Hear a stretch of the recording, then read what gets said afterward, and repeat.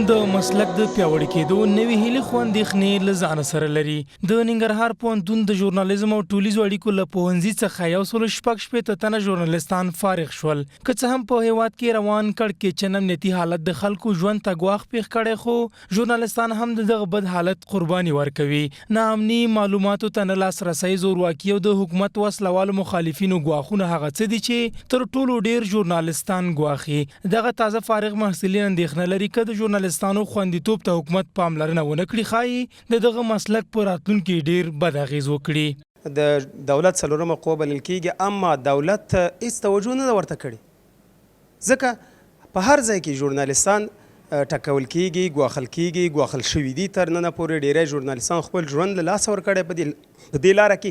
اصلا د دوی د ژوند د خوندیتوب لپاره تر اوسه پورې څه داسې جدي اقدام نه ده ترسره شوی، او نه هم دولت په دې لاره کې کوټلي ګامونه پورته کړي دي. زموږ مسلکي اړخ دا ډېر قوي دی نسبت هغه چا ته چې هغوی مثلا په رسنیو کې په غیر مسلکي شکل کار کوي.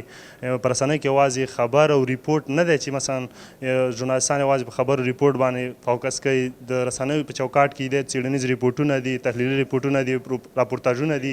غوښتنه مو د دولت څخه دا ده چې ژورنالیزم څلورمه قوه کې حسابي، خو څلورمه قوه چې دی د دولت پورې اړه لري چې ژورنالیزم ته باید یو زمینه برابره کړي، او البته چې څلورمه قوه کې حسابېږي باید دې ته یو لار برابره کړي. که څه هم د ژورنالیزم مسلک په حقایقو ولاړ مسلک دی او د ټولنې وګړي هم د سیمې رښتینی انځور له رسنیو غواړي.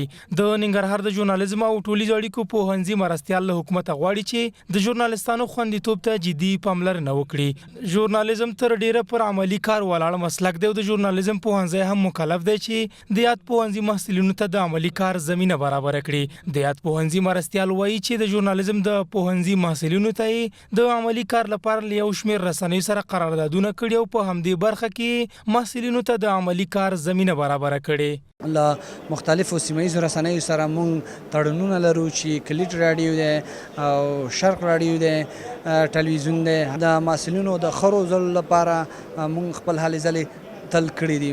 په دې وروستیو کې په هیواد کې د ژورنالستانو پر وړاندې ګواښونه او د تاوتریخوالي پیښې زیاتې شوي، خو تر اوسه حکومت د ژورنالستانو د خوندیتوب په پار هیڅ نه دي کړي.